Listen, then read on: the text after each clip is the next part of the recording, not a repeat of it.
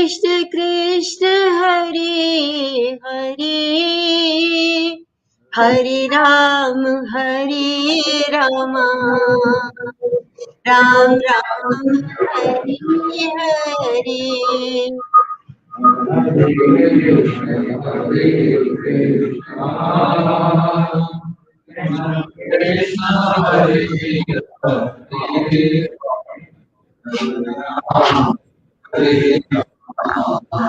Centre में नहीं है शायद, ठीक है। हरे कृष्ण कृष्ण हरे हरे, हरे Ram Ram Ram Hare Hare.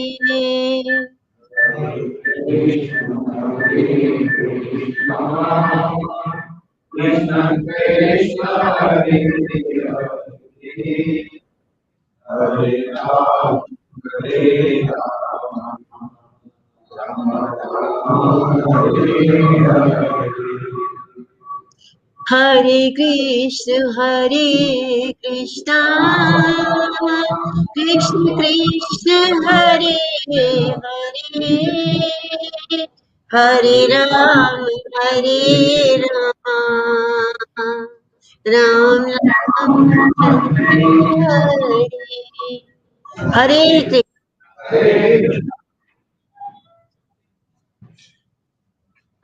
Let us start this session. I would like to start this session by prostrating myself mentally and spiritually at the lotus feet of Radhe Govind Sara. As for all of the participants who are present to attend this session, I extend you all a hearty welcome.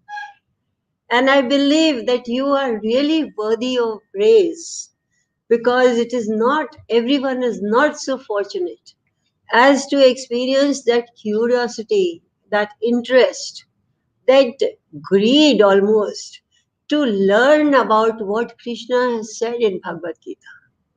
It is that rare person who finds this curiosity within himself, this eagerness within himself, and goes to that place or joins himself to that program, which is going to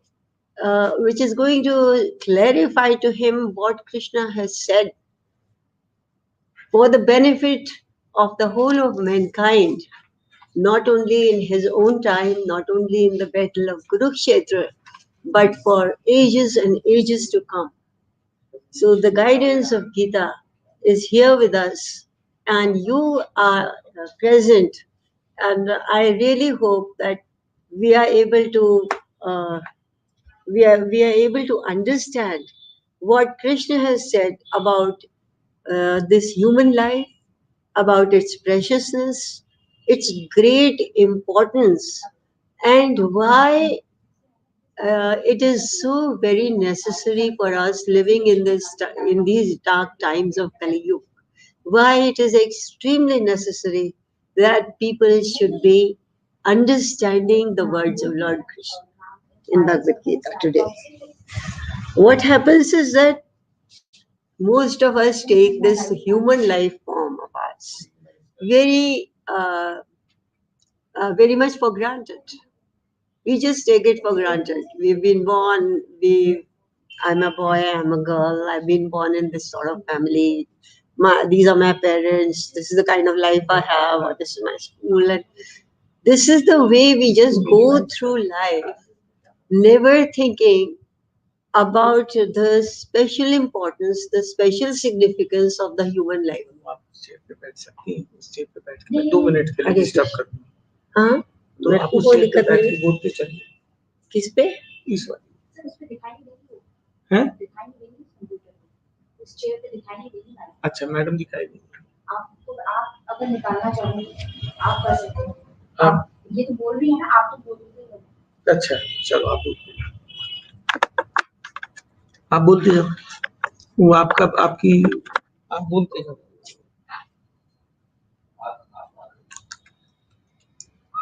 तो आप अभी यहाँ काम करेंगे? बस 1 minute में presentation निकाल रहा हूँ।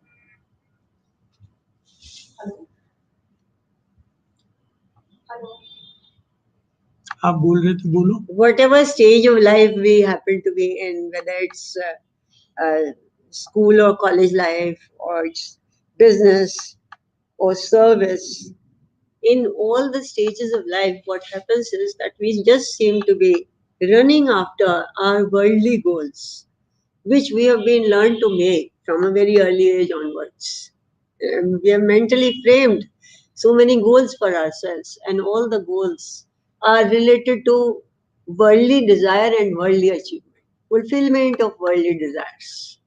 And we spend all our energy, all our planning skills, all our time in just running after these goals, which are not going to take us anywhere in a spiritual scenario. There is not going to be any spiritual progress of the person until and unless he recognizes that this world, and the things which belong to this world, the persons which belong to it, the circumstances which happen in it, this is not the ultimate goal and purpose of his being granted this human birth, the human form and the human birth. So, what is that purpose for which the human birth has been granted to us? This we are going to see by the means of presentation, by the means of some slides which we are already having with us.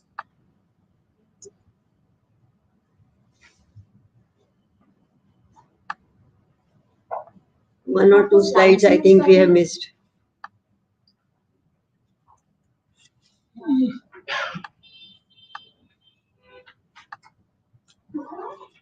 You know how many possible life forms there are? Any of you would like to answer? You know how many possible life forms there are? How many yonis, which is it's called? Yes, about 84 lakh of yonis are there. And the human life form is different. It's very much different and separate from the quality of all those 84 lakh possible life forms.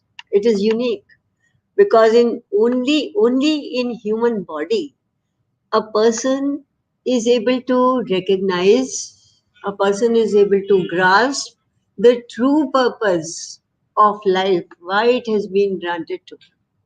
And it is the only life form in which a person is able to move himself, to raise himself to the level of spiritual fulfillment. A person can gain salvation or a person can attain Krishna himself only in human life form, not in any other life form. If I am into the form of dog or cat or rat or elephant or tiger, whatever life form I'm in, I will not even be able to learn the true objective of why life has been granted to me. Because there, the only purpose of being granted life is to endure the fruits of our former actions. Good or evil actions which have been performed by us in earlier lives. So their results, their fruits have to be endured, and that is the only aim of all the other life forms, the 84 lakh life forms. Whereas in human life form, okay, even the endurance of the earlier good and evil actions, that is also there.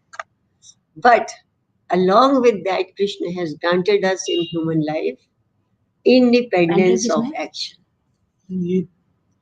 Karmanyevadhikaraste ma phaleshu kadachana. Ma karma phal heturbhur mate sangos vakarmani. So it is the unique quality of human life that our actions are not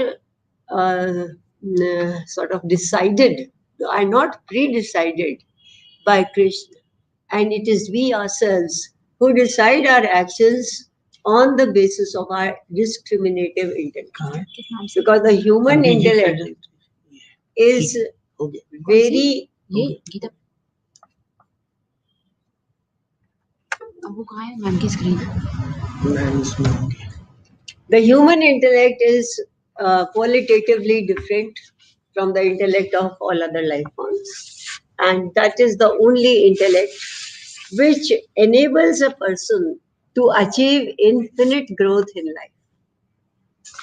It enables a person to rise to any level whatsoever if the person so wishes, if the person so decides, and he makes this the purpose of his life.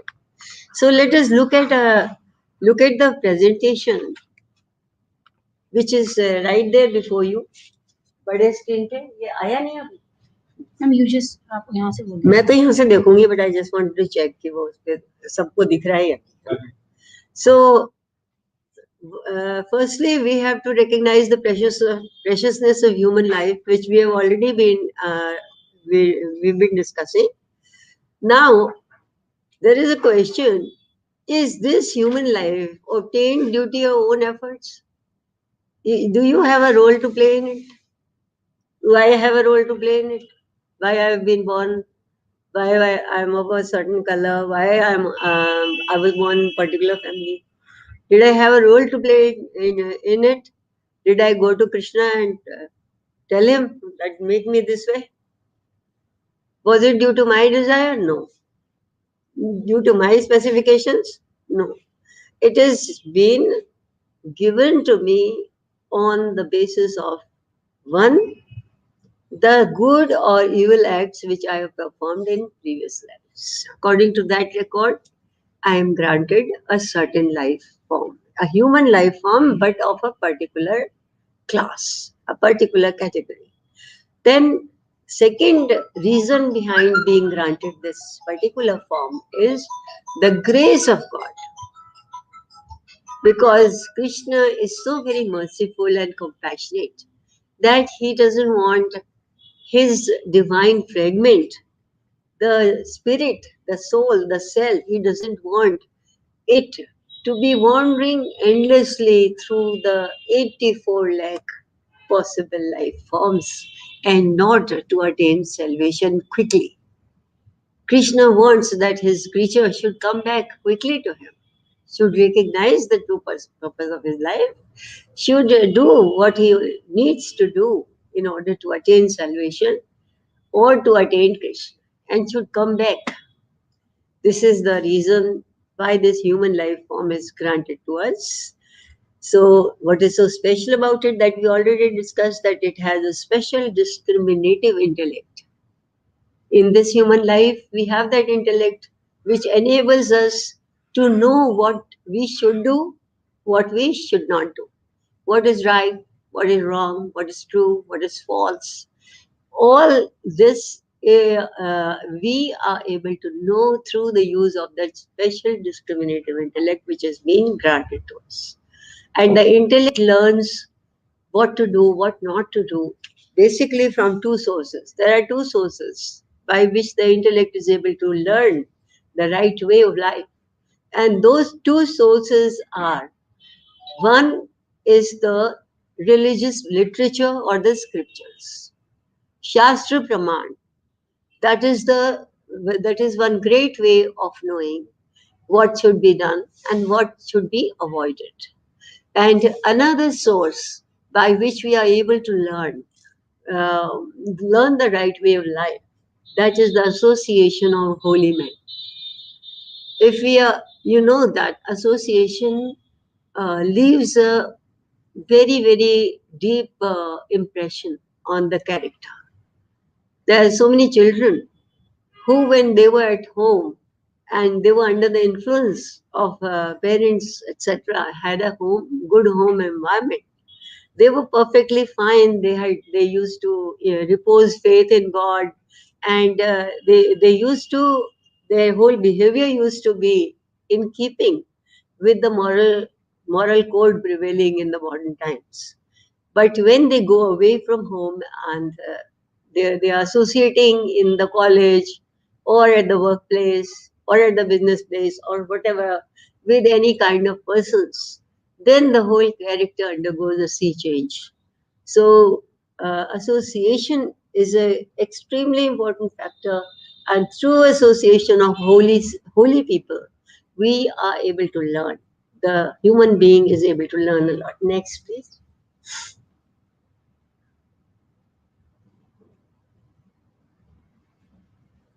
Hmm.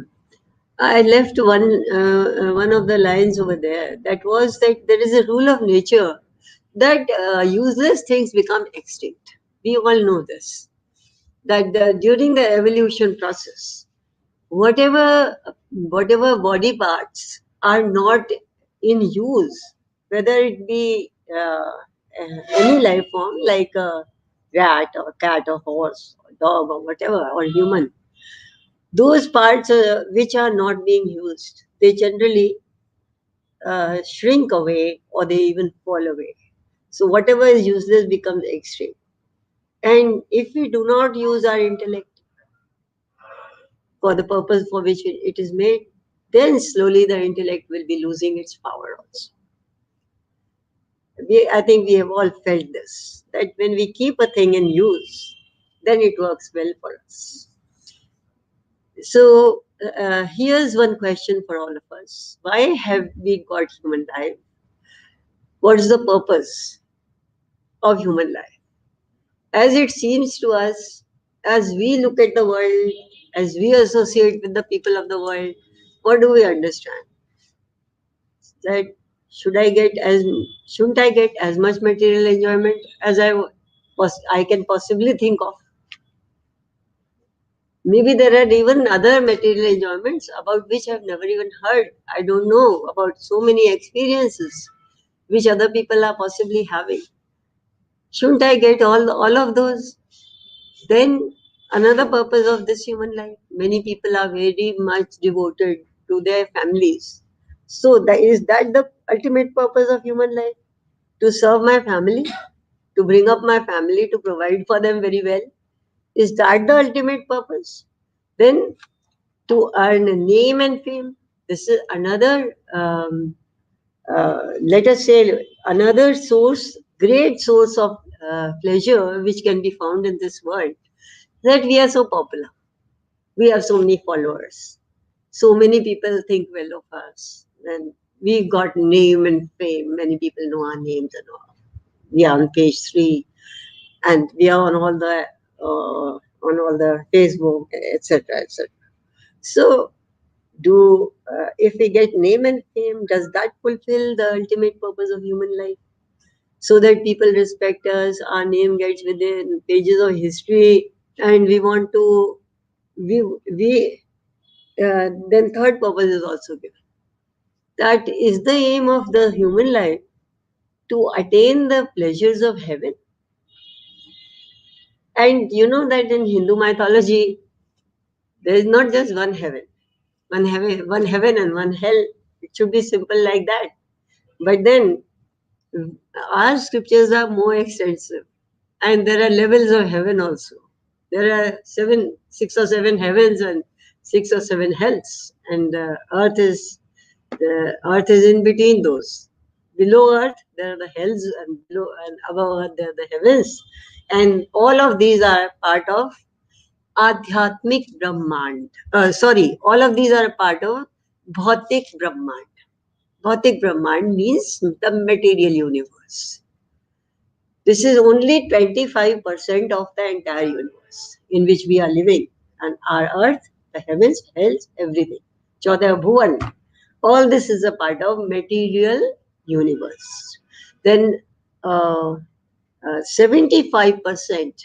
of the entire universe consists of spiritual universe, that is Adhyatmik Brahman.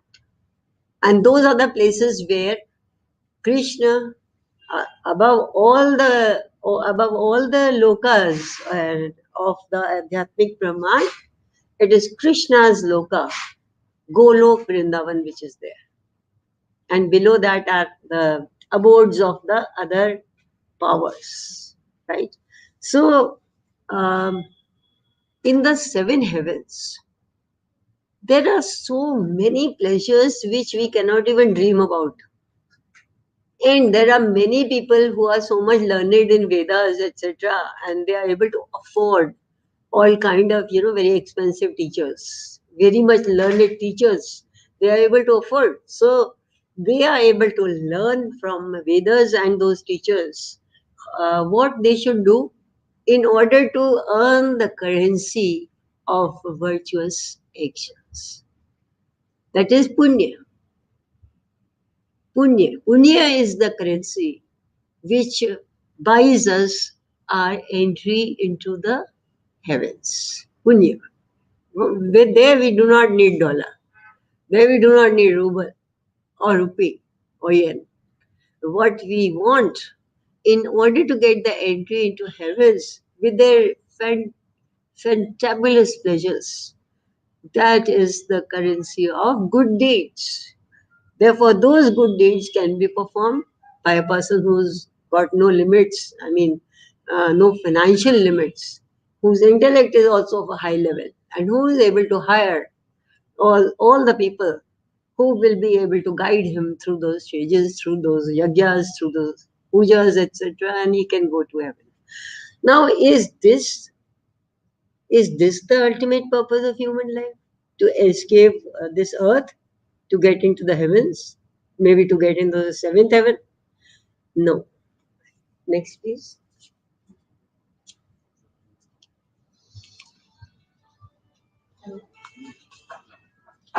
If you want to ask any questions, please go ahead.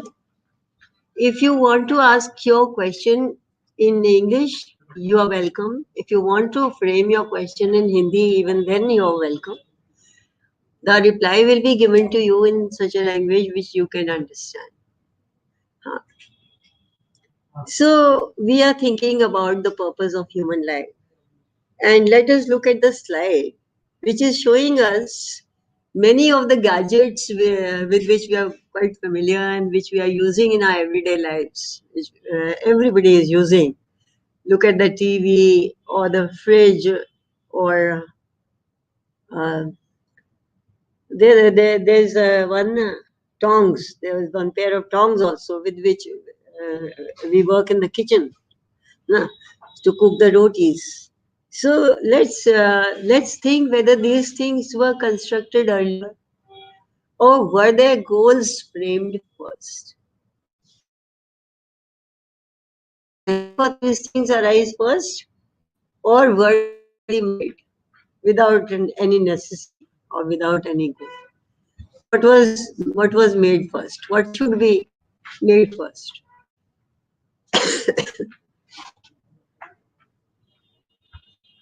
This is a question for you guys. Yes, goal has to come first. Next, कर दिया आपने, ना? Next, right. So the goal for these things came first. So summarily, goal of any object, goal of any material thing is framed prior to its manufacture. So who frames the goal? Who? Society. Firstly, it that necessity arises out of the needs of society. That many of the people feel the need.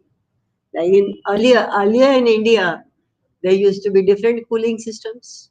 You know that there used to be panels of khaskhas, and they used to be put on the fixed on the windows, and there used to be servants. Those days, the pipes and all those are not there, but then there used to be people.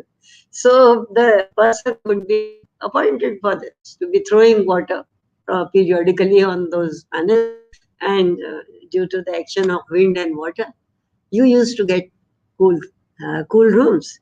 Now, what we all want, each one of us, especially in the summer season, everyone wants air conditioner.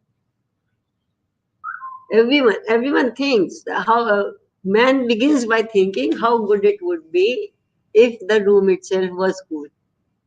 No, so this is how the needs arise, and this is how the people, the manufacturers, the smart businessmen, they step into that and they start to manufacture that thing for which there is a real need in the society. So there they step in. And they are the ones who become millionaires and billionaires. So they are the manufacturers who ultimately um, क्या कहना चाहिए, derive these needs, necessities, goals from the society. Next, please.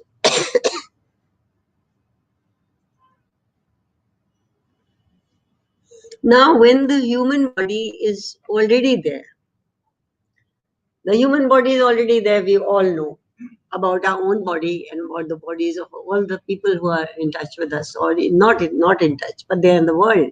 So, when this body is there, then definitely there has to be a goal of it. Its goal must already have been framed. And who would have framed its goal? Who would have framed its goal? Krishna has said in Gita, in 7th chapter, Krishna has said that his apara prakriti, his insentient lower nature, has created this entire universe. So many universes have been created by Krishna's lower insentient apara nature. So that nature is also working according to instructions of Krishna. Ultimately, it is Krishna who has caused the entire universe to be created. Therefore, if Krishna has caused this entire creation, then who will be deciding the goal of it all? And the spirits, who create the spirit? What nature has created is the material things of the world. Nature has created stars, the planets, the sky, and the trees, the mountains, the rivers, and all the creatures, the endless who are living there.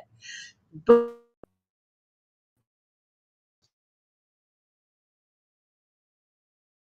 each one put life in those bodies that has been created by Krishna personally. That has been created by Krishna from his heart. When Krishna makes this resolve that I, who am alone, who am one, should multiply into endless number of creatures, then the all the living spirits takes place at that moment. And those living spirits have been called Krishna's higher sentient nature, Krishna's para prakriti. And those spirits, when they are joined with particular bodies, then they take the human form, or they take any other form. Like if the spirit is joined with the spirit of a rat, then the spirit will be in the form of rat. If it is joined with the form of a human being, it will be a human being. And that is how it will work infinitely. So the goal of human body is known to its manufacture. Both body and spirit ultimately are created by Krishna. Next, please. If you want to share your views, you want to say something, or you want to ask something, please do so. Now, Krishna knows the true purpose. Why the human form has been created by him, has been granted by him, and why it is so very special. So, is it now, is it now our responsibility that since Krishna has been so graceful as to grant us the human form, now does it lie with us that we make the best possible use of it? Because we have got such a miraculous thing. Without even asking for it, Krishna has showered his grace upon us by granting us the human form, in which alone there is this possibility of rising to the level of devotee of Krishna. We can become devotees of Krishna only in this human life form. तो हमें इसका अच्छी तरह से use करना है या नहीं. Certain, now that we have been granted this form, it lies with us that we realize its true purpose and we dedicate ourselves to attaining that true purpose of human life. So, where does a manufacturer specify the correct use of the device which he has manufactured? If we go and purchase a car or a fridge or a TV or washing machine or whatever, I mean today's lives have so many gadgets without which we are unable to survive. So when we purchase them, what is it called? Where is that? Where are the instructions and the descriptions of the machine which we have bought? Where are they given? And how it can be used to its optimum capacity? Where is it all given? In the manual, yes. In the user's manual, which is framed by the manufacturer, so that the people who buy their product get the best possible work out of it, and their advertisement, their marketing. So they want to ensure that our product is used well and our product is used for its true purpose, and therefore they signify it in the user's map. Next, please.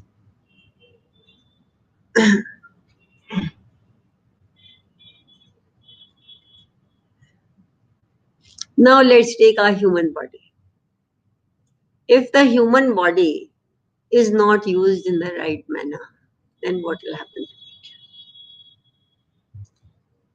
There are so many people who, in the process of fulfilling their worldly desires, simply do not care that they have been given this wonderful human form, and it is one of their jobs in life to keep it within a healthy framework. So many of us simply forget about it, and we are busy about is fulfilling ourselves, enjoying ourselves up to the last point, to the breaking point. We are constantly engaged in pleasure and pleasure alone. But if this body is not used in the right manner, definitely going to break down. That is, we would be getting miseries after miseries, one disease after another disease. We let ourselves become overweight, then we get BP maybe, or maybe we get some other illness. Maybe our knees start aching. There's pain in the knees because of the weight of the body which the knees are unable to support. And there are so many other reasons by which we would be suffering if we have not taken care of it properly. Next one, next please. Now, who is able to give the right way of usage of human body? That is Krishna. Krishna, whose para prakriti is the spirit, the soul, which infuses life into all the infinite bodies which have been created. And the bodies and the world, they have been created by Krishna's lower in.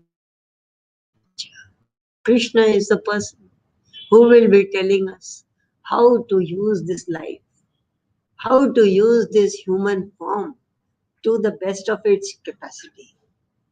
What Krishna has designed it for, to reach that goal, to have that fulfillment of life, that Krishna is able to tell. So isn't this the smart thing for us to do? That having been born into this Kali Yuga, which is supposed to be the age of vice, the age of evil, the age when all the evil propensities will be having their field day. We have been born into this Kali Yuga. And in this Kali Yuga also, we would be able, with very little effort, we would be able to follow, to understand Krishna's teachings and to follow his teachings so that we are able to reach our life's goal. Next, please. So, how many scriptures we are having?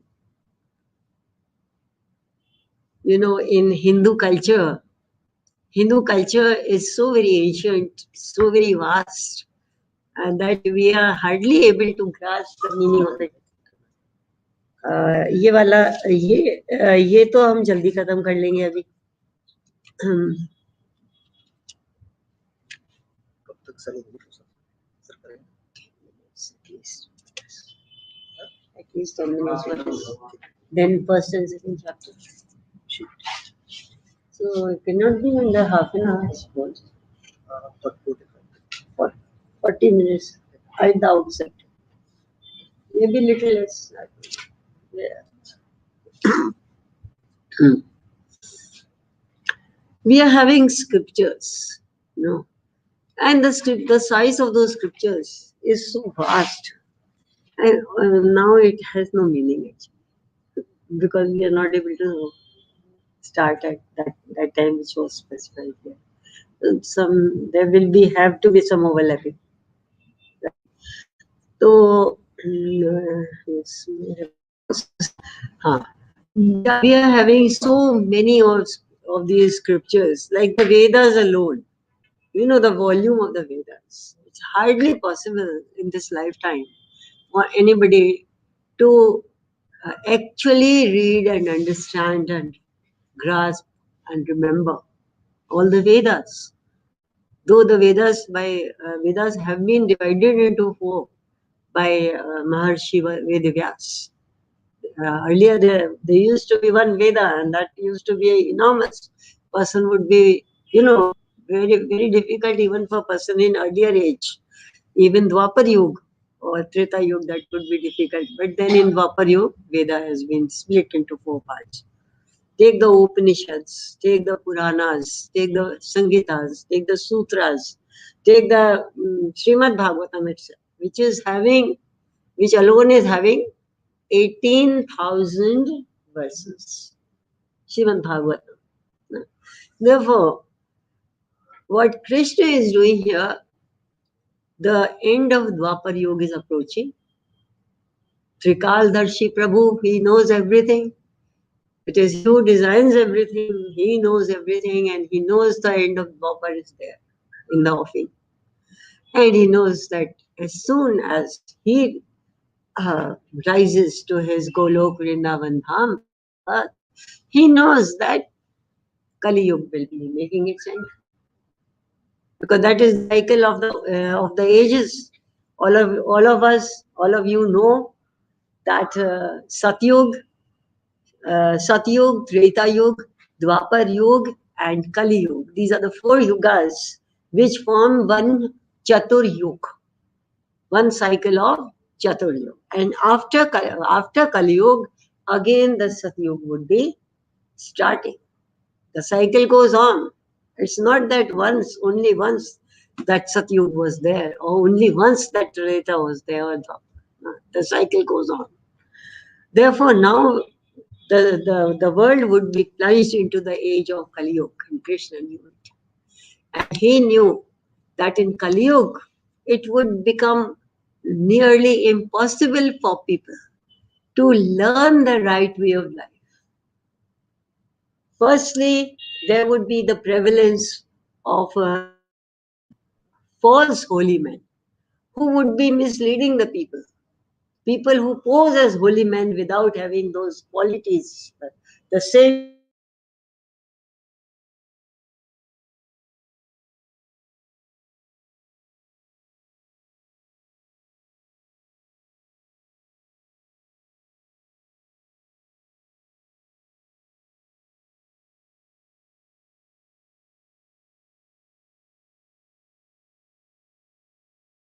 and impressing their devotees. So this kind of thing would be happening. And people would have nowhere to turn to. How to learn? What's the right way? Who will tell them the right way?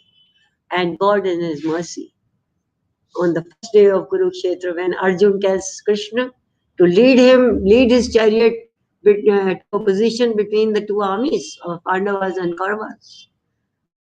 At that time, Lord Krishna sees it fit to deliver his sermon of Bhagavad Gita, condensing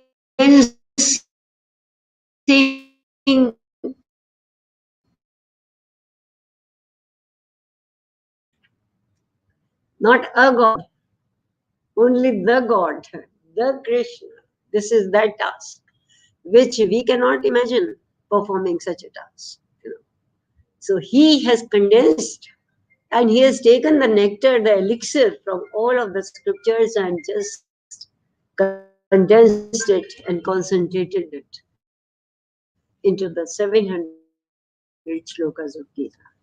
So for Kali Yuga, for the persons, the human beings living in Kali Yuga, the best way to gain the knowledge about life, knowledge about oneself, knowledge about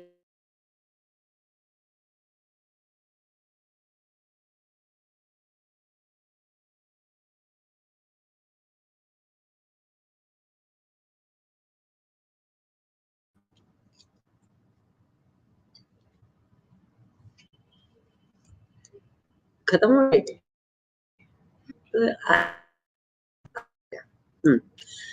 where is the rate specified ये अपन कर चुके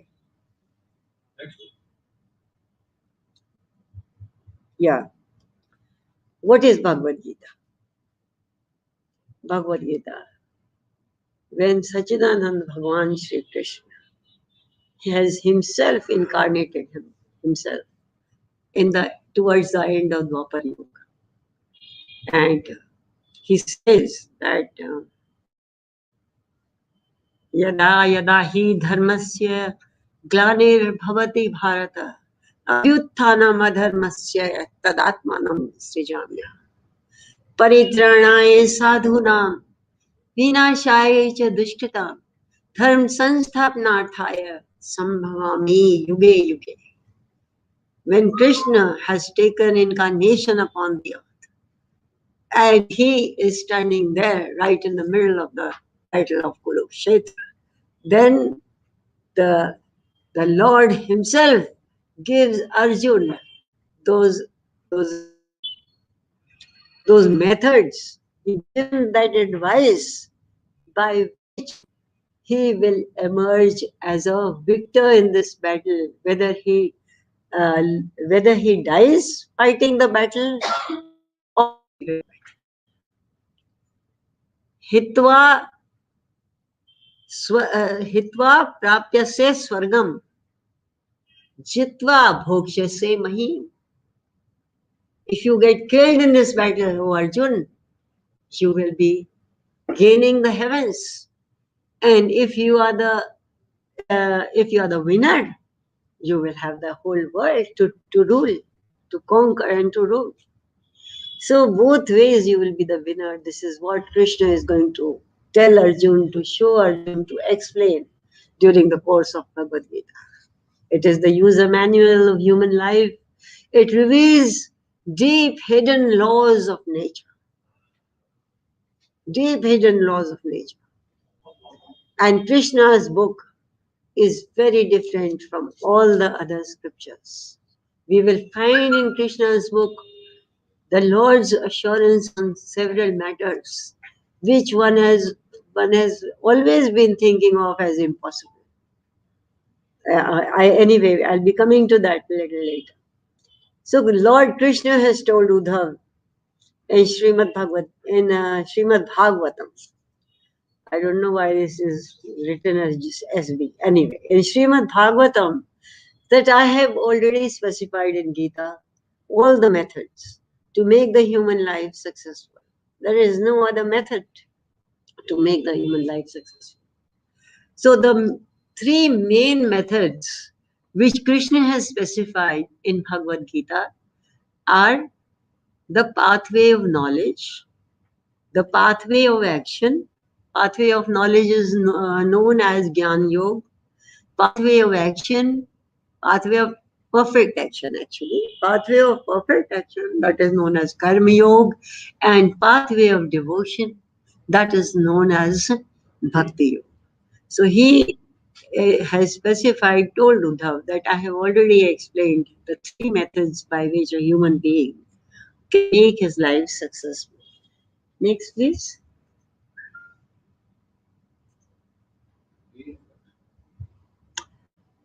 Ah. So, Krishna in his grace and mercy not only has made the world, not only has made us, and not only has given us the chance by his sermon in Gita to make our life successful also. But this is all coming from him. This is all Krishna's feeling. Krishna's love for his creatures. But what about us? Do we accept Krishna and do we recognize the depth and the scope of Krishna's love? Bhoktaram yagya tapsam sarvalok maheshwaram surhida sarvabhutanam gyatva mam shantamich. It is the devotee of the Lord who, knowing the causeless love of Krishna. Krishna doesn't love us because we are good, because we are beautiful, because we are intelligent, because we are capable. It is a reasonless and a causeless simply arising out of his bond with us. Because he has that bond, because we have also that bond with him. He has created us from his heart. We are parts of his Krishna's heart. We are fragments. And therefore he just loves us. And this is what a person should remember. Every day of his life, every hour of his life, every moment, Krishna has said, Tasmat sarveshu kaleshu ma manusman yadret. So we should every moment remember this, that it is Krishna who is the Mahakaran behind it all, who has made us and he loves us. Do we believe? Okay, maybe we'll say that we are not atheists, we are not agnostics or atheists, and of course, we believe in God. Many of us would say like this. Of course, some people do enjoy saying, just throwing a stone in the water, pebble in the water by saying, I don't believe in Krishna. There is no Krishna. There have been students in class who have expressed themselves in similar ways, but most of us will agree that, okay, we believe in God. But do we also love Him? Are our hearts moved by love towards Krishna? The way Krishna is moved by love for us. Mama loves us. And while we were small, we also loved Mama. But as we grew older, Mama continued to love us. But we thought of her less and less. And this is something which I think happens to people. That,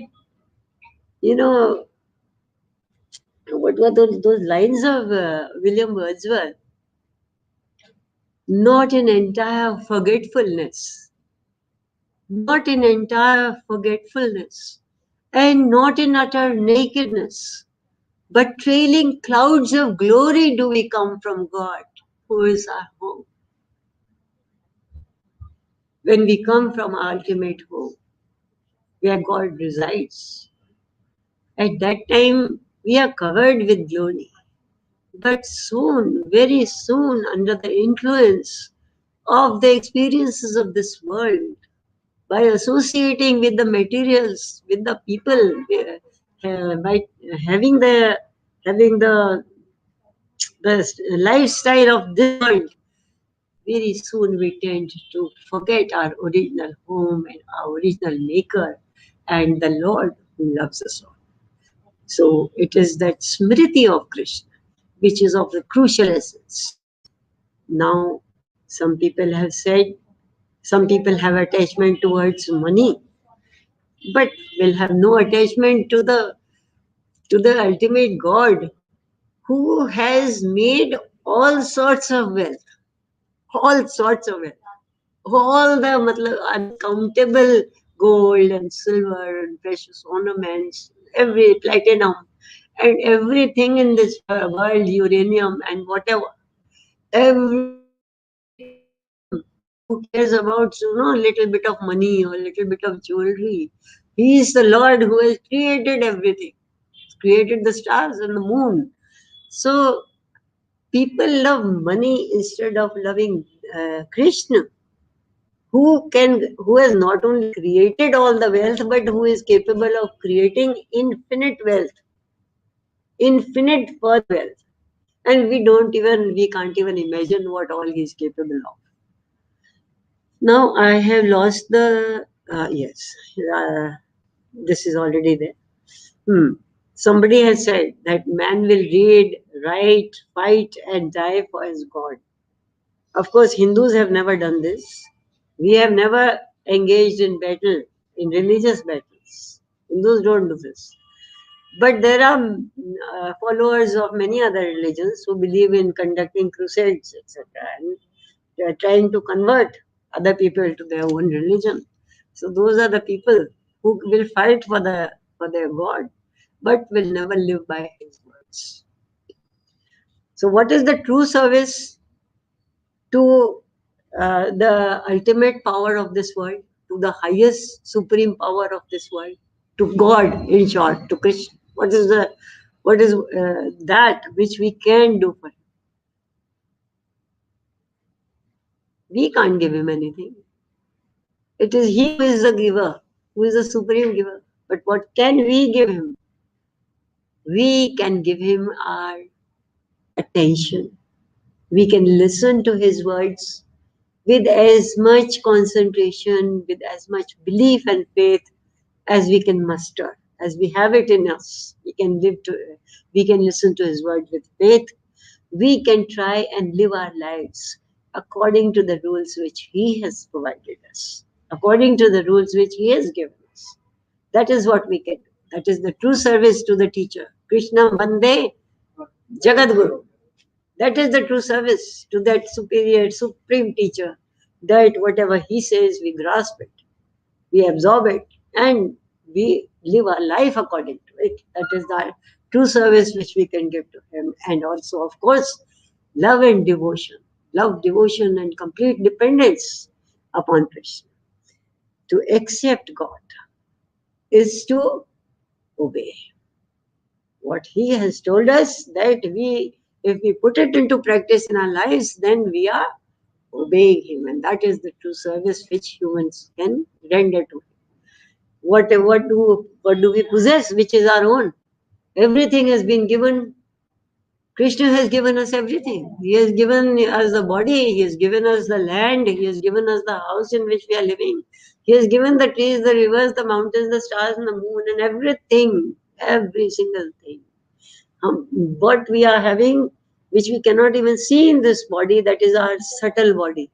That means our capacity to enjoy, our capacity to see, our capacity to hear, our capacity to taste, the capacity to smell, the capacity to touch, all those subtle powers which we are having, they are also given to us by Krishna, by through nature, by his insentient nature. The body has been given by the insentient nature, and the mind, the intellect, everything has been given by the insentient nature. And then the crowning thing, the glory of our soul, that has been granted by Krishna. That has been granted by. We don't have anything. What do we have?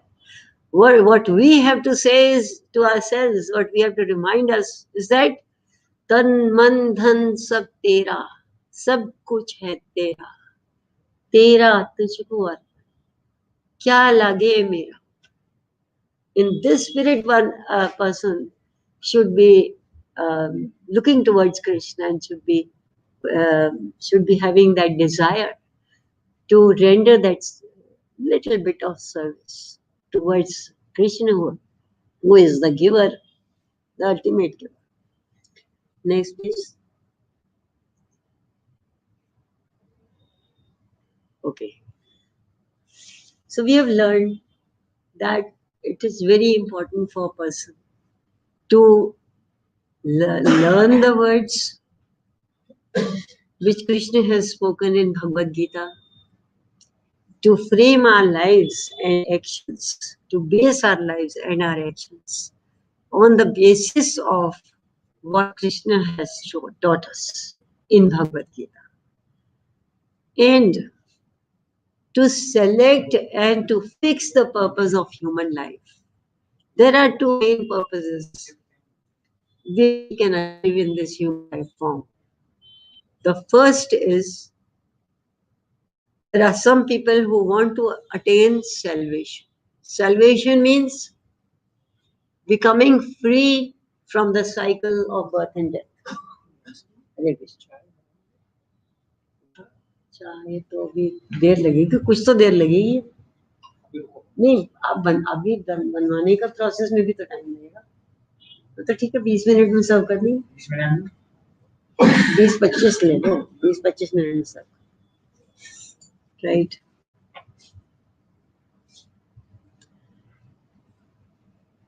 And now after having understood partially the great importance of Bhagavad Gita in our lives, and as creatures living in Kali Yuga, this is the best and highest source for us, how to lead our lives. The first purpose of human life, as I was just discussing, is salvation or moksha. That means getting rid of all the sorrows and painful experiences and griefs, the diseases, the old age, whatever we don't want. Getting rid of all those experiences once and for all, that is salvation. But the highest and perfect goal has given us the capacity to attain, that is called realization. Realization. So that is what one has to aim. That is what one has to fix a purpose and frame one's life accordingly.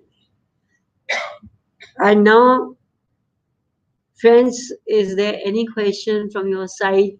Otherwise, we are moving on to first chapter of Bhagavad Gita. This was the introduction. Actually, some time was provided for introduction of audience also. Maybe some of you would like to give your introduction. प्राप्ति आप तो वो हैं, हाँ बताइए, give your intro short में. I am Prapti from Freedom TV. I am working there as a PR program coordinator from last 10 years. I am taking care of all the CBSE schools over there, and I am reporting also their programs. Okay, thank you. Wonderful. Yes, of course. I've been inviting questions for so long. My name is Kurukshetra and I'm working in Freedom TV as a news reporter. Okay, fine. Fine. My question to you is, like in our life, the most important thing that I'm facing right now is the lack of focus. Like, the mind gets distracted in money, in many things. So this is how can in this time how can focus our concentration on God? Like on Krishna, how can I get focused? Because if I think about God, there are many things that are distracting me. So the biggest thing is that lack of focus right now. Fine. So how to achieve Kubir, how old are you? You are associate. You are working anyway. You are one of those fortunate young men who are having a decent job and you are working, earning. So, and your name is Kuber. Kuber, how old are you? I'm 27. Okay. Not married yet? Fine. Now, Kuber, uh, how to build your focus on Krishna? See, one gets focused on any person, on any entity, uh, by knowing something very, very impressive about them. Unless we know something about those people, we cannot be impressed by them, we cannot be interested in them. You know one chaupai from Ramayana. जाने बिनु न होए प्रतीति बिनु प्रतीति होए नहीं प्रीति. So till we know about Krishna, it is not possible to be focused on Krishna. We have to know about him. One way of knowing about Krishna is by reading whatever he has told us in Bhagavad Gita. That is the life skills which he has taught us in Bhagavad Gita. That is one way of knowing. But even more enjoyable, because Gita needs exercise of intellect also. But something which is more enjoyable than Gita, in order to learn about Krishna, that is Bhagavad. That is Bhagavad. Now, this is a book I was telling you having 18,000 slokas. But there are simplified stories also, abridged stories, short stories. Therefore, I think the very effective way for you would be to read tales about Bhagavan Krishna and Bhagavan Ram from Bhagavad. Out of the Bhagavad stories, you are able to learn about them. Then, by chanting God's holy name, we are able to develop that sense of devotion towards Him. If we do it on a regular basis. And every starter should not start on a large scale, but on a very small scale. So we should start with one mala every day only. One mala of Hare Krishna Mahamantra that is given for Kali Yuga. That if we are chanting Hare Krishna Mahamantra every day regularly, that is a cause for our experiencing the grace of God and experiencing love towards Krishna. This is the mantra which we recited in the beginning of the session. Hare Krishna, बोलिए बोलिए सब. Krishna Krishna, Hare Hare, Hare Ram, Ram Ram, Hare Hare. So if we do one mala of this, Kuber, do you know what is a mala? Ghar mein any grandmother or anybody is there who is telling the beads of a rosary? So that mala, that if possible tulsi mala, and if not neem mala. Tulsi mala, people who are eating non-veg and etc., they should not be using tulsi mala. So you take a neem mala. So you take one bead, on it read one mantra. जो अभी हम सब ने मिलके बोला, you read one mantra on that, keeping your fingers fixed on it. Keeping your finger fixed on the bead. And after you completed the mantra, then move on to the next bead. Right? So that is one mala for you to do. And after 1 month of this practice, at least of one mala, after that let's talk. And let us see what changes are coming in. And you will even be facing a difficulty in keeping your mind focused on what you should be doing in this world also. Even for the worldly activities, your mind will be straying in countless directions, because today is the age of variety, and you are being attacked every day by so many proposals and so many new schemes, etc. Every time you are being told you can do business online, you can do this online, that online, and you are just assailed by so many choices that you don't know what to choose out of all those choices. Therefore, these small spiritual practices help you in regaining your calmness and mental composure, and they help you in rejecting most of the proposals which are there in front of you, and to choose the one which is closest to your own inner talents, which appeal to your own intellect and which you would like to follow. Okay? Start with that. Hare Krishna Mahamantra. Right? Any other question? Any other question? हाँ ये intro पूरा कर लेते हैं अभी कुबेर ने अपना दिया okay Ashish okay you are with already associated with Narendra Ashish ji okay Some online classes also I have attended that.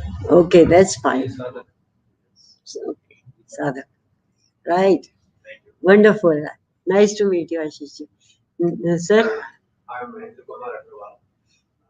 I am the retired Indian Forest Service officer. Chief Forest Conservation Officer I am Indian Forest Service. okay I retired from Chief Conservation that's wonderful Mahen sir I wanted to meet you for so long time. I was telling sir that you keep talking about him so much. I'd like to meet him. Thank you. I am a student of this class. In the advanced class, in the normal online class, online. Okay, that's I wonderful. retired just 6 months before. Okay, Hare Krishna. Yes. I am Praveen Sharma. Yes. I retired as AIG in 2000. A few months. No, 2014. Acha. I'm joining this normal online class. Yes, that I know, Praveen. Okay. Actually, he is attending my class. So that is known to me. And he's been inspired by Krishna to engage in prachar. That is one wonderful thing. Yes, please. Myself, Vikram Bhate, and I am absorbing Srimad Bhagavad Gita since last 3 years. And as a professional, I'm in a marketing. Having experience of more than 21 years. So, during this learning period of Gita, I learned many things and still want to know many things. Because every time when you go to deeper into the Bhagavad Gita, you get many new things which earlier not clearly understood. That's very true. That's very true. The things which Krishna says, some of the things which Krishna says in Bhagavad Gita, one could never have imagined that one would be hearing those things. And it's my personal experience that going once into the Bhagavad Gita, no one can understand. Even I'm talking about myself. I'm Okay, never- having that very, very high IQ.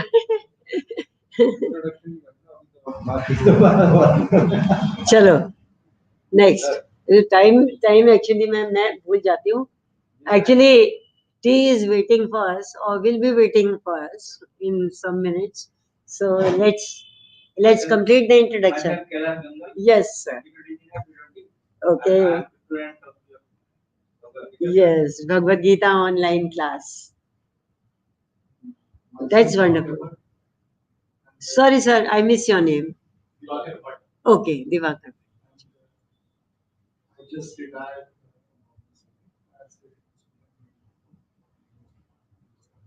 okay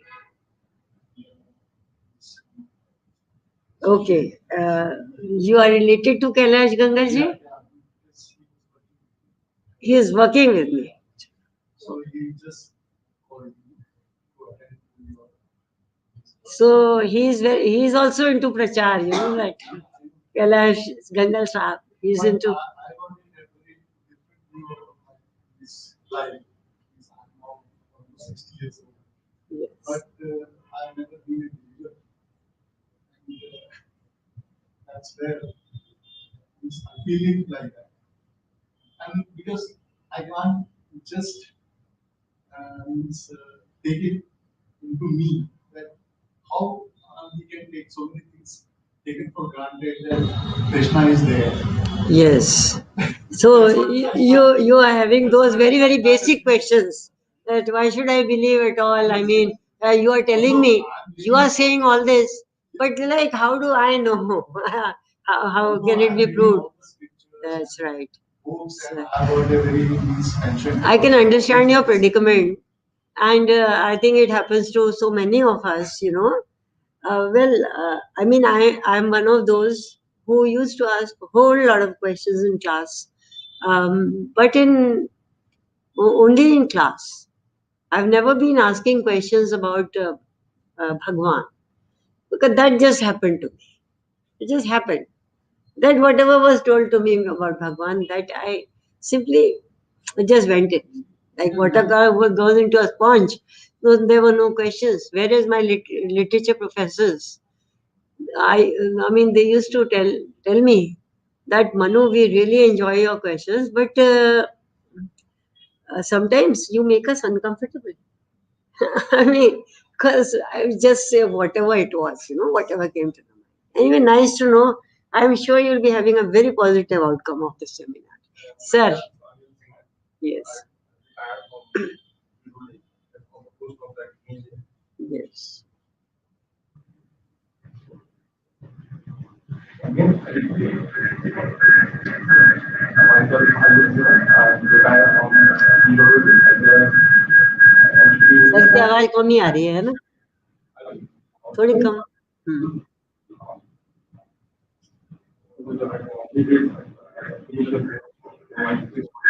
Okay.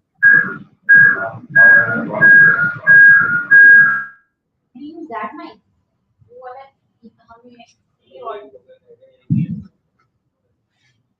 चलो ठीक है I think it's been in my knowledge that Anil Singhal sir is also one of those who have been greatly into Gita promotion. I'm Deepak Gita, retired from Terminal as a superintendent engineer in August, September 2018. I have already attended online class of Manu ma'am and so many classes of Corona time, sir. Yes. And I am a student of now online advanced course. Okay, wonderful. Deepak Gupta sir is one of our big promoters of Bhagavad Gita. Anyway, nice to know you, all of you guys. Nice to hear about you. Yes, sir. Sharma learned a little bit from you only. I'm still trying to learn more. No, that is not your whole identity, Yogen Sharma sir, but he's owner and principal of Bright Future School. And he's very much into Gita promotion. Anyway, Hare Krishna. Let's start our chapter 1. Many of you must be feeling thirsty, I think. Even I want just a bit. Thank you, Naren sir. And आप लोग भी पानी लीजिए. ये काफी देर हो गई है. यहाँ पे ऐसा तो कुछ है नहीं. अब टी ब्रेक तो होने वाला है वैसे. Thank you Naren sir.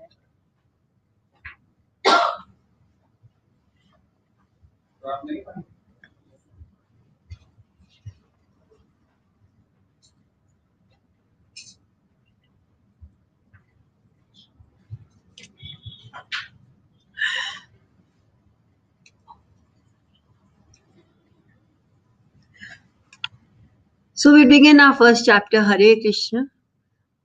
O Sanjay, assembled at the holy field of Kurukshetra, eager to fight, what did my sons and the sons of Pandu do? Obviously, the speaker is Maharaj Dhritarashtra, because he is speaking about my sons and the sons of Pandu. He is curious to know, and Maharaj Dhritarashtra himself, being blind, will not be there on the battlefield.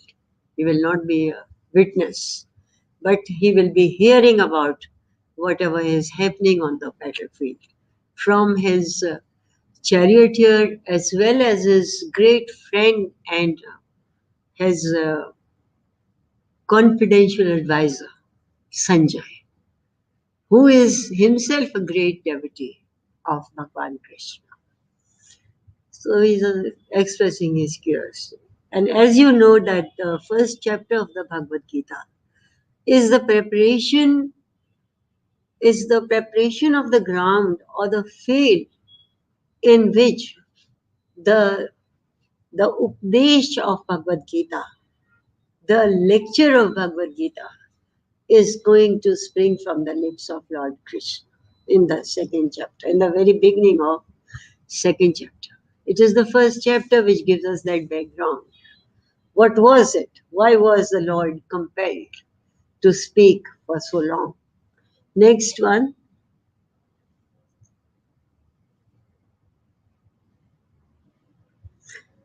Oh Achyut. Achyut means one who never slips, or one who never deviates from his divine glory. Oh Achyut, place my chariot between the two armies and hold it there till I have carefully observed the war-minded warriors with whom I must wage this war. So here also we are recognizing who is the speaker. The speaker is that great, the wielder of the arrow Gandhi, Arjun, who is supposed to be the greatest warrior greatest archer of that age. So he is addressing Krishna as Achyut because Krishna is always there. He can never slip from his supreme divine position. He is asking Krishna, who is acting as a charioteer here in this world, to place his chariot in the right middle of the two armies. And where do all the commanders, where do uh, um, all the important people of the army are they going to be placed? They will be in the middle.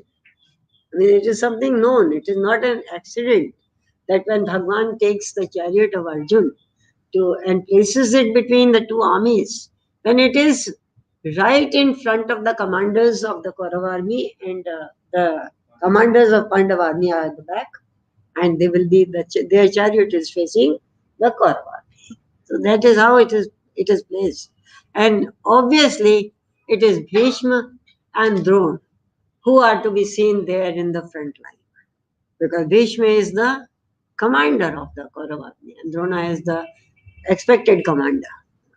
Next, because Arjun wants to see who are all these warriors who have come to support Duryodhan. Duryodhan, who has usurped the lands and the kingdoms of the Pandavas. So standing there, of course, Krishna takes the chariot where Arjun has requested him, and standing there, Arjun then saw in both the armies his uncles, granduncles, teachers, maternal uncles, brothers, cousins, sons, grandsons, friends, fathers-in-law, and well-wishers as well. All these people, either by ties of blood or by ties of marriage, all the people who are related to him. Fathers-in-law means a person having various wives will be having various fathers-in-laws. So there he says, the sasuro ko bhi unhone dekha. So we'll proceed to next one. Sees them all. And then something happens, begins boiling within.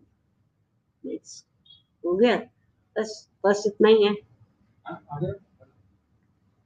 अच्छा आ गया हाँ thank you Arjun continues, O Krishna, at the sight of these kinsmen thus arrayed here, eager to wage war, my limbs give way, my mouth is parched, my body shivers and my hair stand on end. The bow Gandiv slips from my hand. My skin burns all over. My mind is reeling as it were, and I am not able even to stand. I wanted to read out this sloka in Sanskrit. Na sundar hai.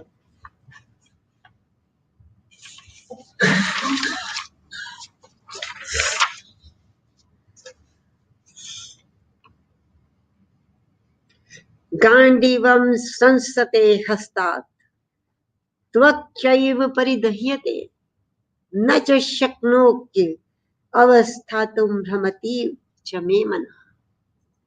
मेरे हाथ से गांडीव गिरा जाता है, फिसला जाता है. This is what Arjun is expressing. It's become very small. The text has become too small. Thank you. My mind is reeling and I'm not able even to stand. My feet, my legs are giving way under me. And these are the, according even to modern psychiatrists, these are the 8 symptoms of a person who is into acute depression. That is what is happening to Arjun at this time. That why when he sees all those relatives of his spread out on the battlefield and so many of them who are supporting the opposite side, then his heart weakens. His resolve of fighting the battle is faltering, and he's experiencing all the symptoms of acute depression. The skin is burning, and the legs are giving way, and the Gandhi Dhanush that is slipping from his hand. The mouth is parched, the tongue is dry, and my body is shivering. Next. Next, please. O Janardhan, this is one of the poems, this is one of the addresses which Arjun gives to Krishna in the course of Bhagavad Gita. About 17 or 18 times Arjun addresses Krishna with one or other address, and the most frequent address given by him is Krishna. So this is for Krishna. O Janardhan, what delight can we derive by slaying the sons of Dhritarashtra? Sin alone will attach us by slaying these desperados. Now, you are saying the thing in the same breath, in the same single sentence, you are saying that those people standing there on the side of evil, on the side of injustice, on Duryodhana's side, those guys are desperados. The Sanskrit word which has been used for them is atatai. Persons who take delight in tormenting others, in committing evil actions. All these people are desperados. And at the same time, he is saying that if we kill the desperados, sin will attach to us. We will be incurring sin. We will be increasing our record of evil actions. Now, this is something which is very contradictory to any scriptural or moral code. Because everywhere it is given that to kill the person who is indulging into evil actions and who is becoming the cause of misery of others, who is causing misery to others, grief to others, or killing others. If a dutiful ruler kills such people, he incurs not sin, he incurs virtue. It is a virtuous act on his part to kill these desperados. Whereas Arjun's mind is deluded at this point. Next, please.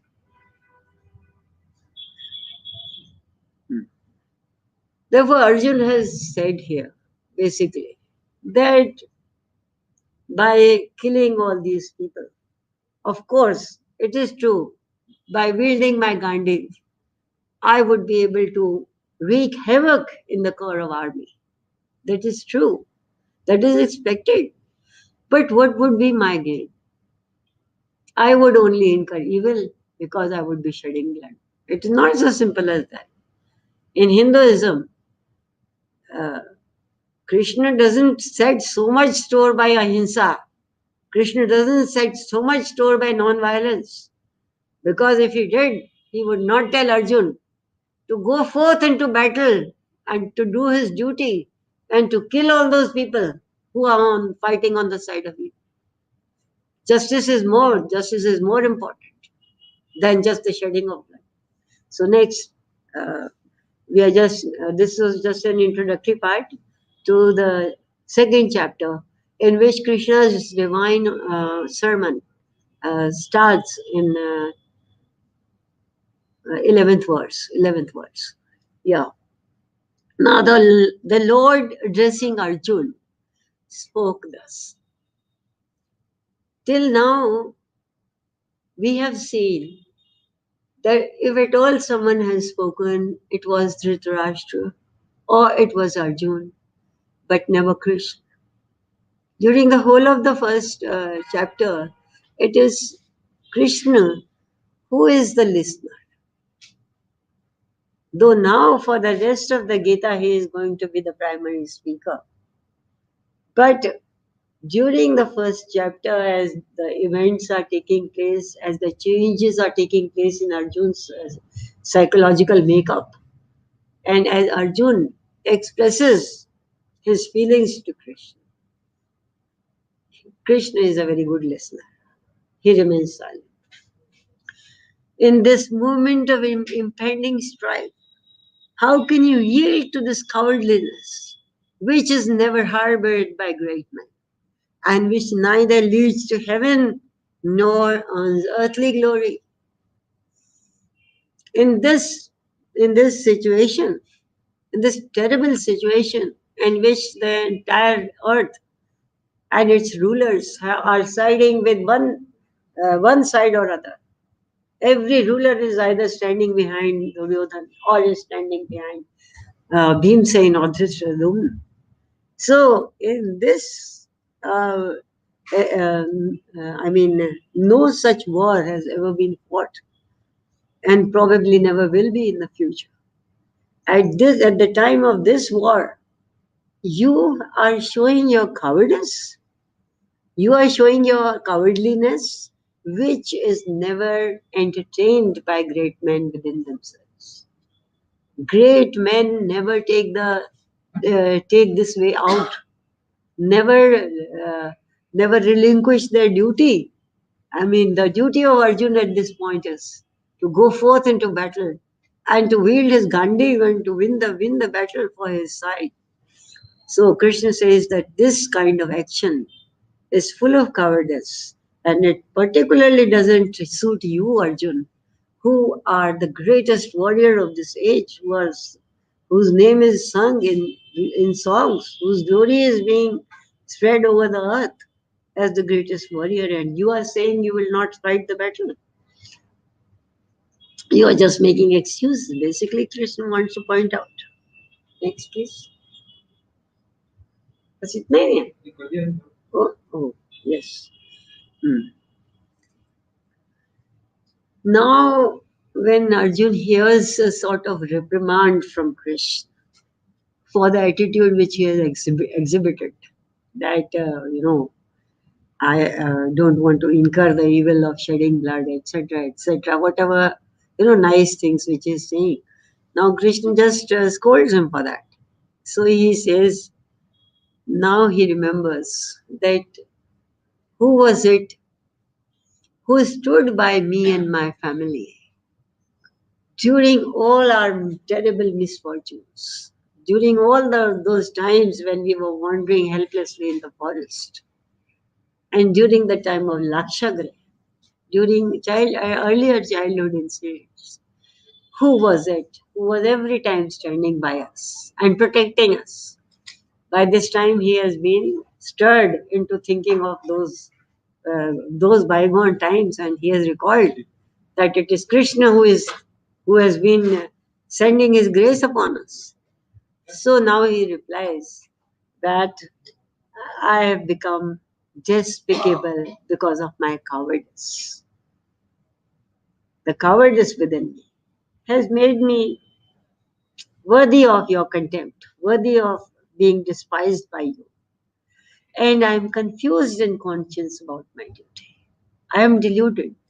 I don't know what is the right thing for me to do at this time. I beseech you to give me that enlightenment which will lead me to my certain welfare. I am your disciple and your protege. Kindly instruct me. Now he's turning his, sort of making a kind of makeover and a kind of a turnover, saying, I've come into your refuge. I'm taking refuge in you. I'm surrendering to you. This is called Sharanagati. So he's saying all these words to Krishna. That kindly teach me, kindly show me the way. Next, please. Okay, let's have a break at this point. We don't want the tea to get cold. Maybe we will start in another 10 minutes. Okay, we take a break here, guys. Hare Krishna. Hare Krishna. We take a break of about 10 minutes. Tea break. Please help yourself. Hare Krishna.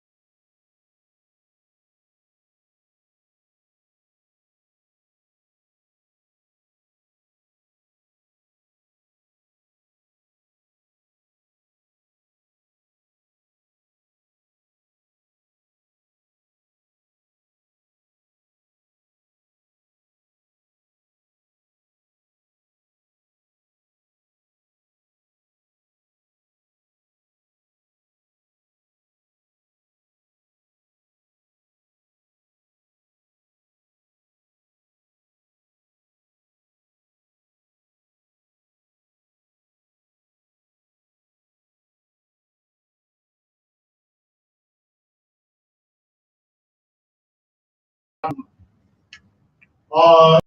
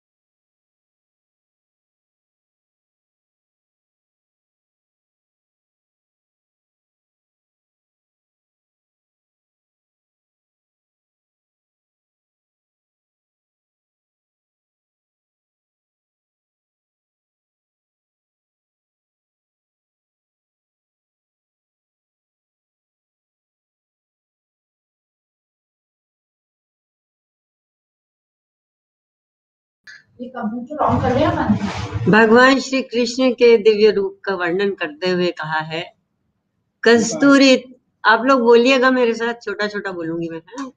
कस्तूरी तिलकम ललाट पटले वक्षस्थले कौस्तुभम नासाग्रे वरमौक्तिकम करतले वेणु करे कंकणम सर्वांगे हरिचंदनम च वैजंती माल कंठे च मुक्तावली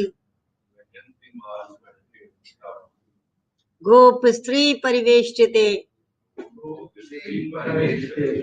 हरि गोपाल चूड़ामणि कृष्णाय वासुदेवाय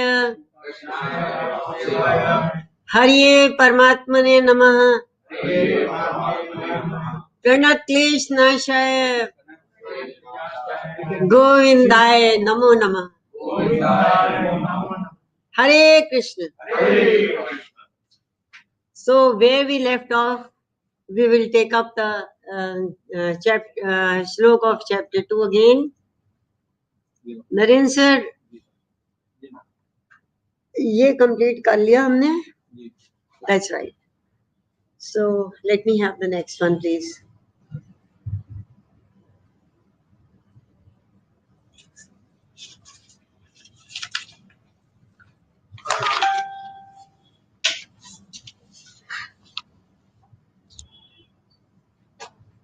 लोग तो सब आ ही गए हैं हमारे, आगे सब सब आ गए, शुरू करें, नेक्स्ट दे दीजिए। 7 के बाद अब 11 है।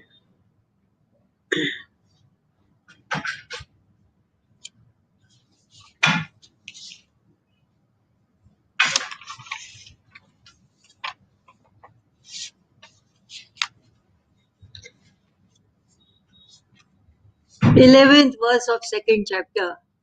This is where Krishna's divine sermon starts, because before this, Krishna had been in the role of listener, and having absorbed all the conditions which Arjun is displaying before him, now Krishna is starting his divine sermon by saying, Ashochan va shojastam pragyavadanshcha bhasate gatasuna gatasunshcha nanu shochanti pandita. Krishna spoke, you are grieving for that which is not worthy of grief and are spouting words of wisdom. But the wise men never grieve for those whose lives are lost, nor for those who are still living. As Praveen Sharma sir just mentioned, that Krishna told Arjun that all those kings and warriors whom you are seeing arrayed in battle against you, they have already been destroyed by me. All that remains to be done is that you simply become the instrument. You simply become the medium by which their spirit leaves their body, because I have already caused their annihilation. And you are Shochanti because you are worrying and you are grieving for that which does not deserve your emotion of grief. Because the spirit, the immortal spirit which I have joined with these particular bodies, that spirit can never be destroyed. Nothing can happen to that spirit. Nainam shinanti chastrani, nainam dayati pavka, na chainam kairyantyapur, na shoshyati marta. To that spirit, nothing can ever happen. So you are just worrying and grieving over something which cannot be destroyed or cannot be harmed even to a smallest extent. And the bodies which are going to be killed by you, or the bodies which in fact have already been killed by me, because I know that they are going to die. If God simply thinks about it, that something is going to happen, that thing has already happened. If Ramchandraji tells Vibhishan that you will be the king of Lanka, in that moment Vibhishan becomes the king of Lanka. So God knows that these people are already dead, but they are decided. And therefore he is telling Arjun that why are you grieving over their death, which is anyway, which has been dispensed by me in my divine dispensation. You should not be grieving. And you are talking as if you are a very, very learned man. You are talking like a pandit, whereas you do not even have control over your emotions and you do not even have the right knowledge about body and spirit. What it implies to be spirit, to be immortal, to be unborn, to be unaffected by old age, to be unaffected by death. What that means, you are not even aware. Next, please.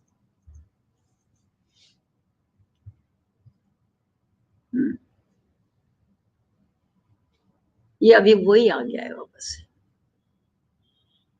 Right. Thank you. अब आ गया the way. Krishna continues. The way this human body in which the soul is residing is subject to the different stages of childhood, youth, and old age. The same way the soul's transition to another body after death is a natural process.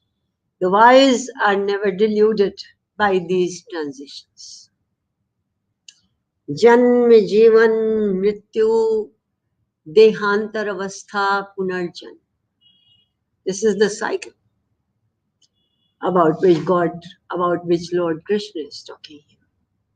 He says that while in this body, the soul is subjected to various changes of the body. No change ever takes place in the soul itself. So there is the childhood. In body, there are the different stages of childhood, of youth, of maturity, of old age. Then the body dies. When the spirit leaves the body, then the body collapses. And then there is the stage of taking birth in another life. So all these things are happening within the body. And this is the same as the soul's transition to another body after death. It's a natural process. So why should we grieve over that which is bound to happen? Why the persons who are into this Maran Dharma Sharir? Maran Dharma Sharir means that body which is, whose nature it is to be destroyed, to die. When we are born into such a body, it is just a natural process that we are going to meet with death. All those who are born are going to die. So what's there to grieve about? The wise, the people who know about the difference, the distinction between body and spirit, do not grieve over these transitions. This is just a shift from one condition to another condition, and which is bound to happen. Next, please.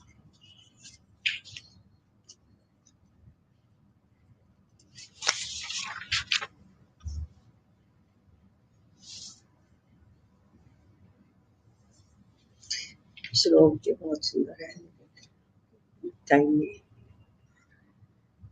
Yes. And now addressing Arjun as the son of Kunti, which has its own implications, like Kunti Maharani during her whole lifetime has been facing uh, one after another. She has been facing a lot of problems. So it is a sort of reminder to Arjun that, see, what a courageous woman is your mother. You are the son of such a mother. The senses can be the instruments of pleasure or pain only in as much as they transmit agreeable or disagreeable sensations. The senses, the unseen subtle body which is residing within our gross body, this body which can be seen, is having inside it another finer, more subtle and more powerful body, which is consisting of senses, mind and intellect. So he's saying that hmm, these senses are instruments of pleasure or pain. It means the eyes which are seeing a beautiful scene, they convey to the mind the message that this, I like this scene. I mean, this scene is very agreeable. This scene is very beautiful and attractive. The ears which are hearing music which is giving giving pleasure to the ears conveys to the mind the signal that this music is worth hearing. This music is great and I'm finding it sweet. Similarly, about smell, about touch, about taste, it is the senses, it is the subtle senses which are conveying to the mind whatever they are feeling. So he says they transmit agreeable sensations or disagreeable sensations. We like to hear some words, we like to hear some people's voices, we like to hear some kind of music, and we do not like to hear other types of sound. I mean, there is both raga and dvesha involved in all this. So it is the senses which convey to us what is disagreeable and what is agreeable. The pleasures or displeasures of the senses, what we feel through the senses, that pleasure or its opposite, displeasure, they are transient. They are transient. Shitoshna sukh dukhen, I think I Matra sparshastu kaunteya. Shitoshna sukh dukhda. Agama paino nityans titikcha swabharta. They are transient, they are going to pass away. And therefore, I tell you, O Pandav, O Arjun, you should endure them. Titiksha, that means endurance. You should be enduring those fleeting moments of pleasure and pain which are communicated to you, to your mind, through your senses. Next.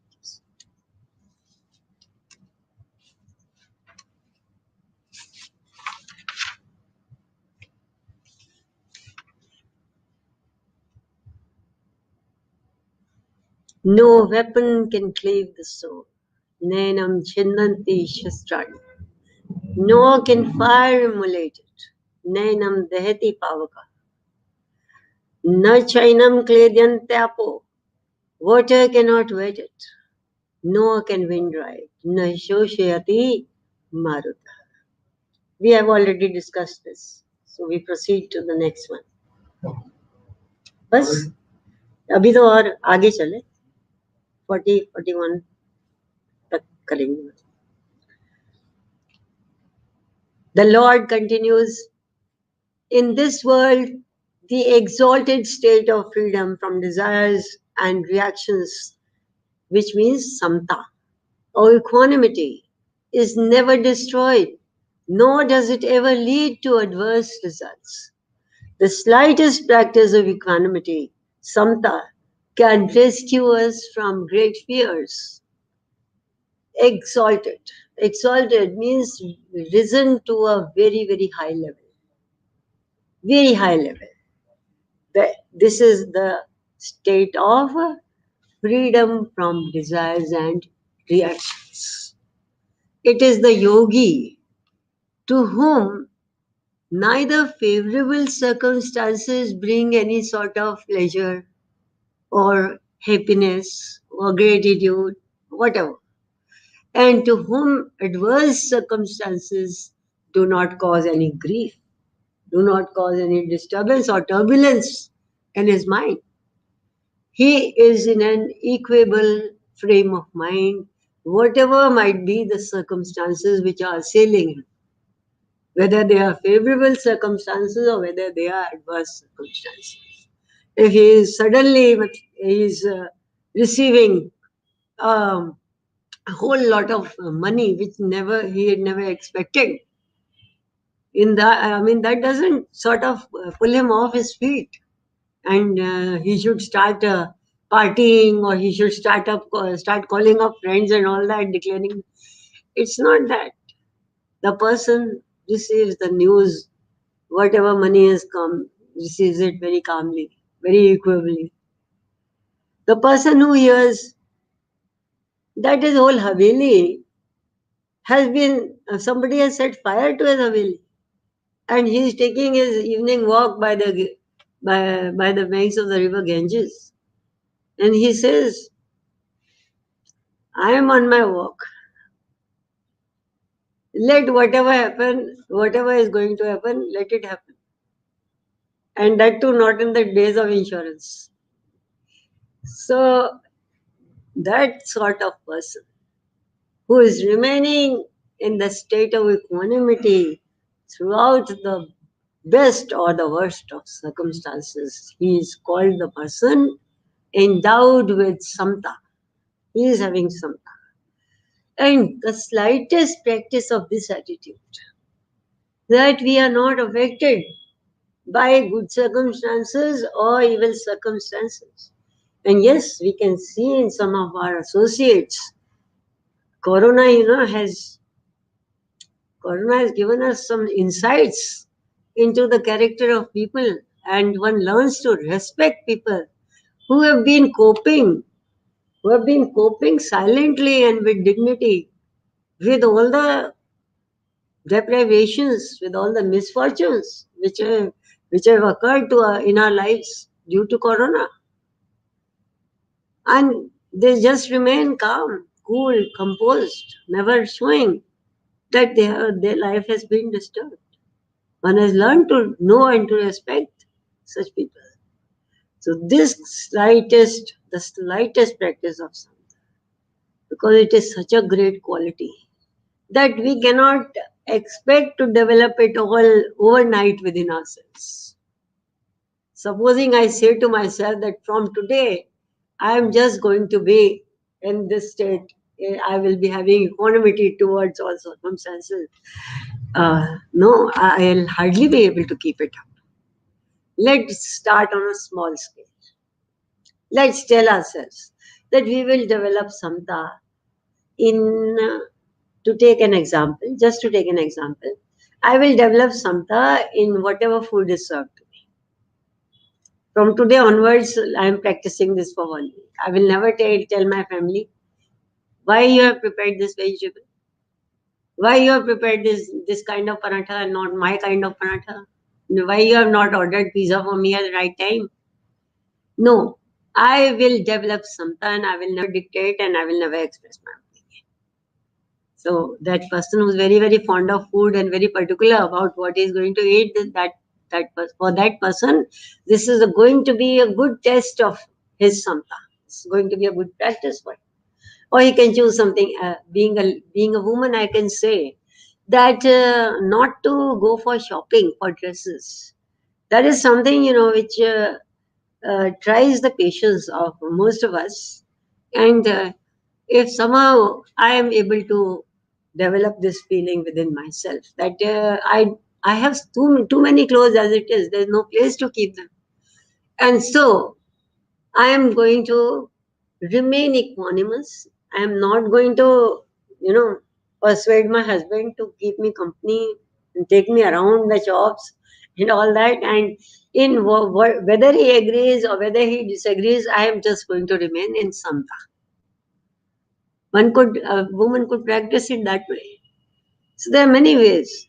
We should start small, but we should make our best efforts to cultivate this quality which Krishna has placed on the highest pedestal in Gita, and has even said that my devotee, the one who is totally spiritually surrendered to me, he also cannot attain me till he has got something. That's another thing, that I, being there, he is my devotee, so I look after it. That if he didn't have samta before, I give it to him. But samta is something without which I don't accept even my devotees. This is what he is saying. Next.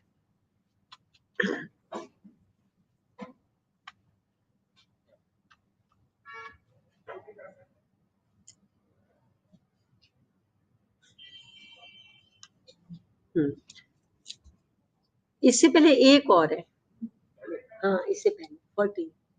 Just two verses are remaining, and after that you will be having your next session. 40 था वैसे. अच्छा यही तो था, ठीक है. Thank you Narendra sir. 41 दे दीजिए आप, बस इसको खत्म करते हैं. O son of Kuru, those who are resolute in this purpose have a single integrated intelligence, while those who are not resolute have scattered intelligence.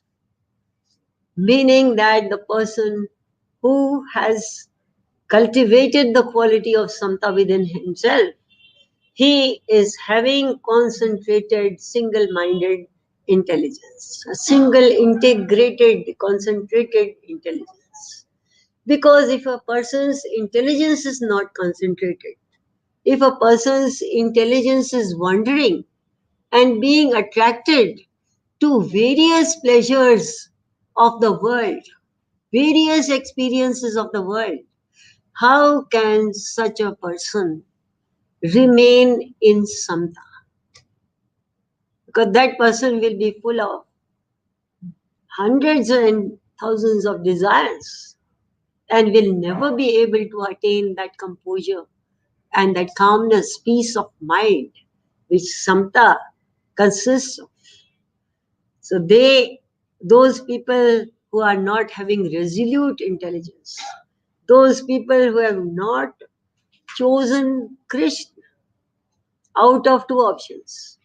He had two options before him. On one side, he had the whole world and its whole string of different people, experiences, materials, etc., all kind of attractive things. And on the other side of Krishna.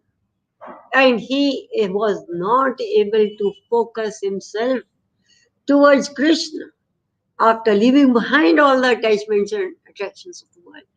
Such a person who is not having a resolute and concentrated intelligence cannot be having samta. Next is the next में इसी को मेरे को बस खत्म करना है.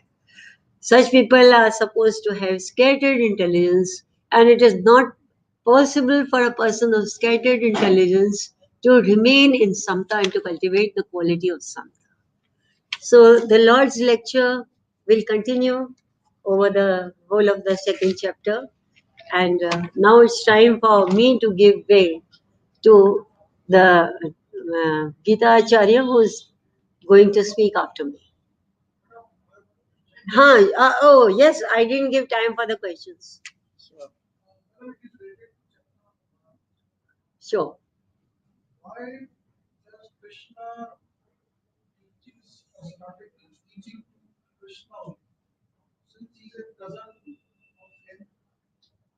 not teaching or not teaching to common people? Is there any merit to Arjuna? Yes, I would say there is a special merit in Arjun. We'll just come to that. And as for teaching the entire race, as for teaching, going to everybody and teaching the message of Krishna, that Krishna he is Sarva Samarth Bhagwan. Krishna can do anything. Nothing is impossible for Krishna. While creating the spirits of the living creatures, even at that time, Krishna could have fed a chip into each of us, by which we would be automatically acting according to the wishes and instructions of Krishna. It was that was also possible for him. And not having done that, at whatever moment he feels the necessity of such an action, he can do it. He can do it. But for him to be provoked into giving such a lecture, which is so very revealing of his own self, among other things, by giving this lecture, Krishna has revealed his true identity to Arjun. This is something which Krishna doesn't want to do. हमारे ठाकुर जी पर्दे में रहना ज्यादा पसंद करते हैं. Krishna would not like to reveal himself, would not like to show himself and to talk about himself that way, until and unless there was a real contingency that this misguided Arjun, he is going to lose the battle of Kurukshetra.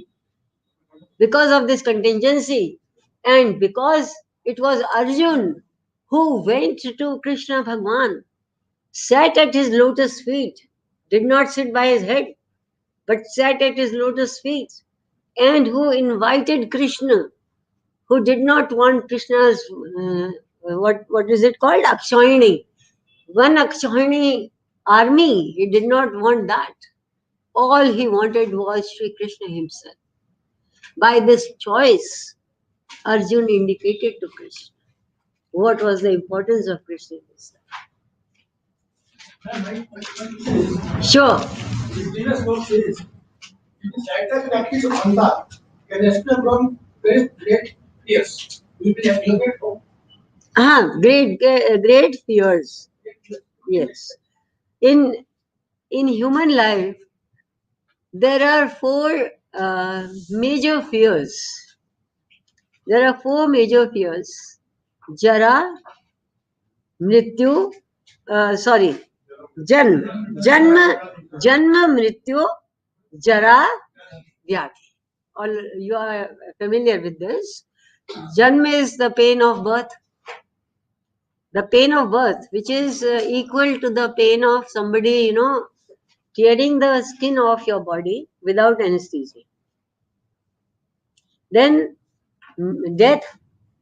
Death has been explained by Swami Ram Sukdas ji, as causing equivalent pain to the biting of thousands of scorpions at once. Bichu is called scorpion. So if thousands of scorpions bite me at once, the pain that will be generated, that is equal to the pain of death at the time of death. Then Jara, to become old, to be unwanted, to be unable to provide.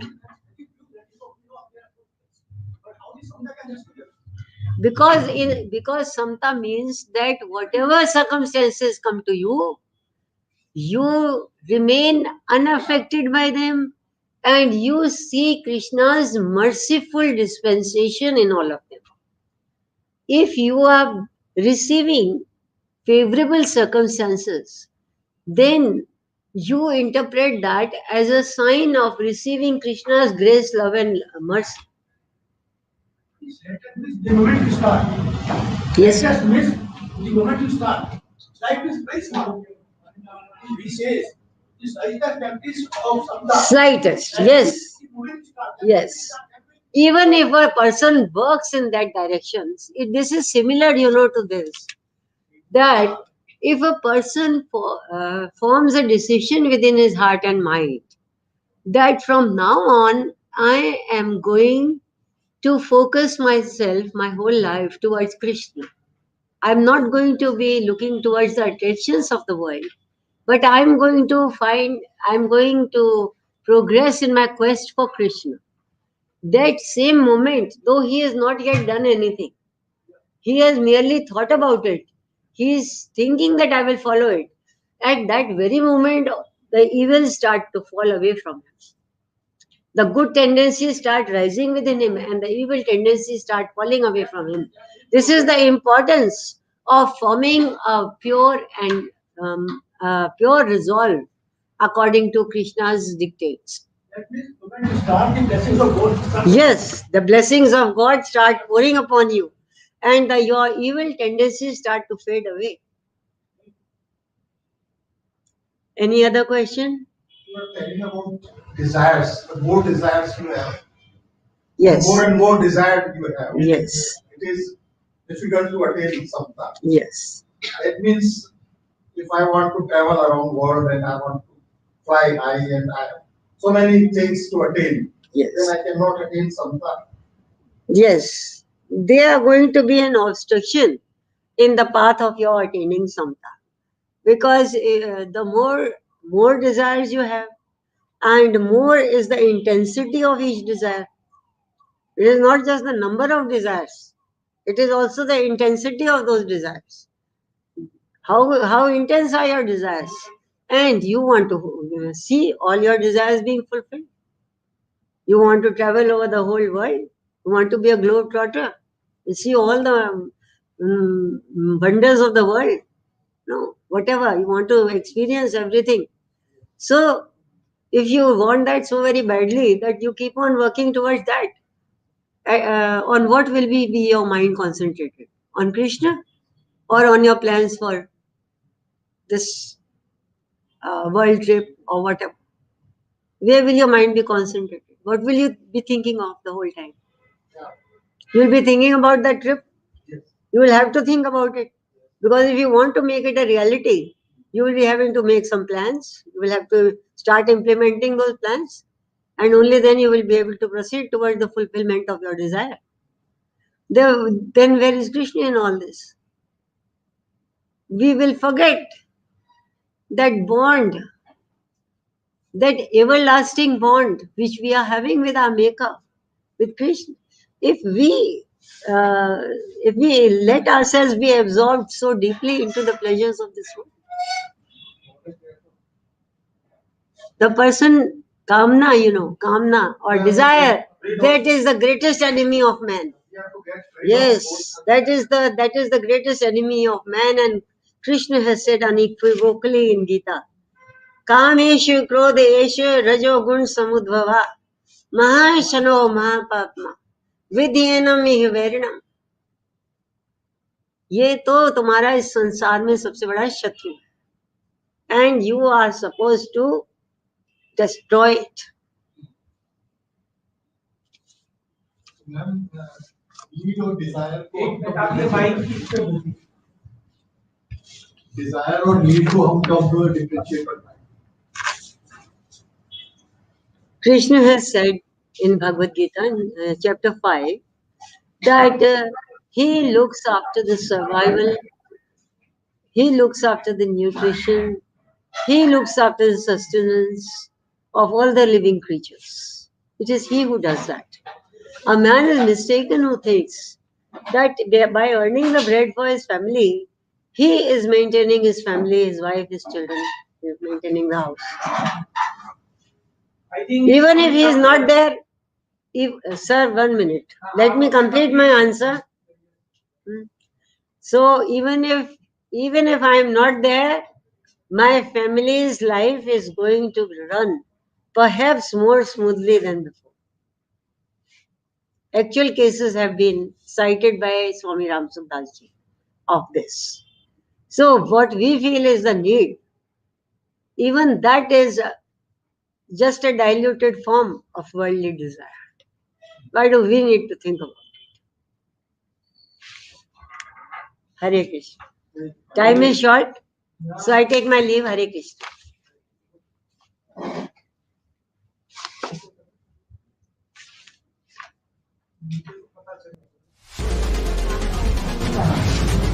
बोलना पड़ेगा।